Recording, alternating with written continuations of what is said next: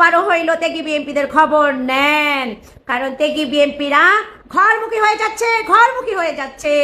এদেরকে ফিরান না একদিন আমি শাহিনুর আমার মুখ দিয়ে বলতে বাধ্য হব জুলাই আগস্ট কি কারণে বাংলাদেশে ঘটছিল, যে আবার মানুষ এই কথাটা কেন স্মরণ করে। আমি শাহিনুর আপনাকে বলতে পারবো, কারণ রাজপথে যারা আন্দোলন সংগ্রাম করে গেছে তারাই একমাত্র রাজপথের কথা বলতে পারবে, অন্য কোনো হাইব্রিডের বিএনপিরা পারবে না। এরা কোত্থেকে আসছে? যে এই বিএনপির দূর সময় ব্যানার ধরার মতো একটা লোক পাই নাই, আজকে লাখো লোক কোত্থেকে আসছে? আমার মতো শাহিনুরের মনে প্রশ্ন, এত লাখো কর্মী ছিল না জিয়া পরিবারের লোকজনের, আজকে সেই লাখো কর্মী কোত্থেকে আসছে? যে যারা মনে করেন আন্দোলন সংগ্রামে ভয় পাইছে, ছবি তুলতে ভয় পাইছে, নিজের পরিবার পরিজনদের কারণে নিজেরা যে রাজনীতি করছে, জিয়া পরিবারের দলরা বাংলাদেশের প্রাণকেন্দ্র ঢাকা শহরটাকে বাঁচায় রাখছে, আর যারা দুঃসময় বিএনপি করছে তাদের কোনো ঠিকানাই নাই। আর যারা হাইব্রিডের বিএনপি তারা সেলফিবাজি করে, এবং আপনার কাছে জনাব তারেক রহমান, আপনার কাছে এখন তো তেগি বিএনপি যায়া পড়ে নাই, সব হাইব্রিডের বিএনপি এবং আওয়ামী লীগের লোকজন আপনার ডাইনে বামে আনাচে কানাচে আছে। তাতে মনে করেন যে আপনার দলের পাল্লা ভারী হয়েছে জনাব প্রাইম মিনিস্টার তারেক রহমান?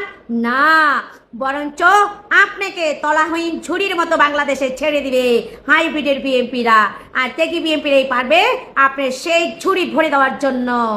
আমি শাহিনুর বলে দিলাম। Assalamu alaikum.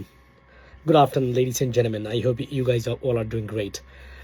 কয়েকদিন বিরতির পর আবারও যথারীতি ইরান এবং ইসরায়েল যুদ্ধের লেটেস্ট আপডেটস, সেটা হলো যে প্রথম রাউন্ড যে নেগোসিয়েশনস হয়েছে, সেই নেগোসিয়েশনসে আপনার obviously it's failed. এটা US ভাইস প্রেসিডেন্ট উনি নিজেই বলেছেন they could not come to an agreement or a solution.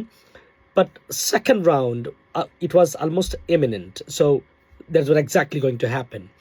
অর্থাৎ দ্বিতীয় দফা একই ক্যাটাগরিতে একই স্টাইলে নেগোসিয়েশন বা আপনার মধ্যস্থতা হচ্ছে একটা চূড়ান্ত, শুধু সিজফায়ার নয়, যুদ্ধ থামানোর কৌশল, মানে চূড়ান্ত প্রক্রিয়ার অংশ হিসাবে, এবং সেটাকে পাকিস্তানকে বেছে নিয়েছেন প্রেসিডেন্ট ট্রাম্প এবং ইরানিয়ান। এবং অলরেডি আপনারা জানেন যে পাকিস্তানের মিলিটারি প্রধান এয়ার ফিল্ড মার্শাল আসিফ মুনির এই মুহূর্তে ইরানে আছেন। আজকে এই খবরটা মোটামুটি বলতে গেলে সব জায়গাতে আছে, আপনারা দেখেছেন।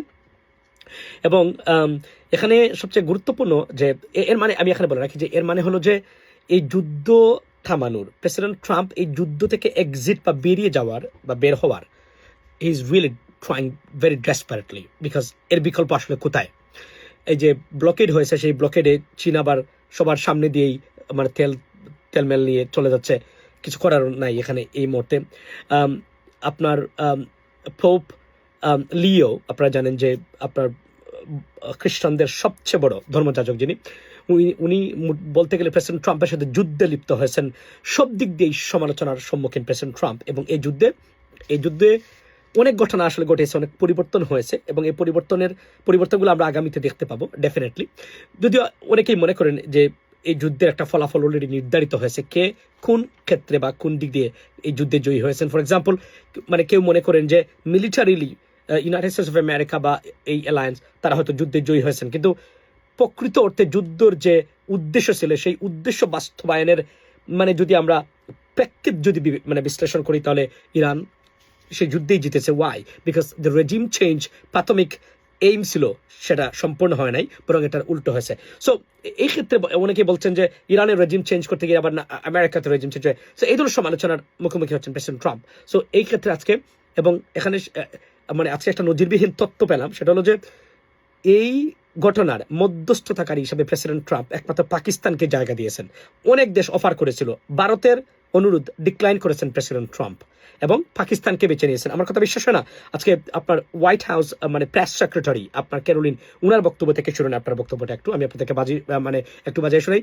একটা নজিরবিহীন এবং পাকিস্তানের এই ডিপ্লোম্যাটিক যে মানে আপনার যে স্মার্টনেস পার্টিকুলারলি এটা একটা নতুন ইতিহাস সৃষ্টি করে ফেলেছে অলরেডি পাকিস্তান, যেটা শশী তাপুর গতকালকে আপনি দেখেছেন, ভারতীয় যারা আছেন অনেকেই প্রশংসা করছেন, উনি কিভাবে প্রশংসা করেছেন। তো এর আগে আমিও বলেছিলাম, আমরা করেছি যে আমি পাকিস্তানি বা এশিয়ান কোন দেশের মানে রাজনীতিবিদদের মধ্যে এমন স্মার্টনেস এর আগে আমি কখনো দেখিনি, seriously sophisticated smartness.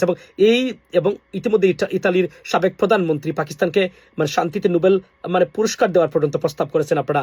It is an unprecedented move, particularly আপনার মানে পাকিস্তানের মিলিটারি আপনারা জানেন। সো পাকিস্তানের মিলিটারি প্রধান বা মিলিটারি প্রেসিডেন্ট ট্রাম্পের আপনার হৃদয় জায়গা করে নিয়েছেন যখনভাবে হোক না কেন তারা। সো তার মানে প্রতিফলন আমরা প্রতিনিয়ত দেখতে পাচ্ছি লেডিস এন্ড জেন্টলম্যান। সো শুনুন আজকে মানে হোয়াইট হাউস আপনার প্রেস সেক্রেটারি কি বলেছেন পাকিস্তানকে নিয়ে। Where would they be the next round? They would very likely be in the same place as they were last time, yes. With the same, I would just want to make one point that's important to the president. The Pakistanis have been incredible mediators throughout this process, and we really appreciate their friendship and their efforts to bring this deal to a close. So they are the only mediator in this negotiation. While there have been many countries around the world who want to offer their help, the president feels it's important to continue to streamline this communication through the Pakistanis, and so that's what continues. So, আপনি শুনলেন যে উনি বলছেন যে president একমাত্র পাকিস্তানকে বিশ্বাস করতেছেন এই মানে এই যুদ্ধের মানে মধ্যস্থতাকারী হিসাবে। So consequently or therefore we can say India tried but failed or rejected the proposal by the White House. So শেষ মানে এট দ্য লাস্ট আমরা বলতে পারি যে যুদ্ধের একটা গতি প্রকৃতি হচ্ছে, কেননা ভাইস প্রেসিডেন্ট জেডি ভান্স আবারও পাকিস্তানে আসবেন, এটা গুরুত্ব না দিলে এটা হওয়ার কথা না। Hope for the best ladies and gentleman, let's see what happens next. ভালো থাকবেন, আসসালামু আলাইকুম। ভোট এবং জুলাই সনদ এটাকে অবজ্ঞা করা কিংবা এক প্রকারের বাইপাস করার যে দুঃসাহস বা চিন্তা, এটা আসলে একটা আওয়ামী ফাঁদ। আমি মনে করি বর্তমান রুলিং পার্টি বা ক্ষমতাসীন সরকার আওয়ামী এই ফাঁদে ইতিমধ্যে পা দিয়েছেন বলে মনে হচ্ছে।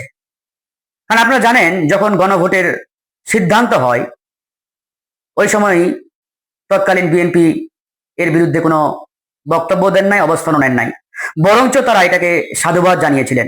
বিশেষ করে আজকের যিনি মাননীয় স্বরাষ্ট্রমন্ত্রী জনাব সালাউদ্দিন আহমেদ, তিনি ওই সময় বলেছিলেন যে গণভোট জনগণের সার্বভৌমত্বের বহিঃপ্রকাশ বা সার্বভৌম রায়, সংসদ সদস্যরা এই রায়কে অবজ্ঞা করা কোনো সুযোগ নেই বা করতে পারবেন না।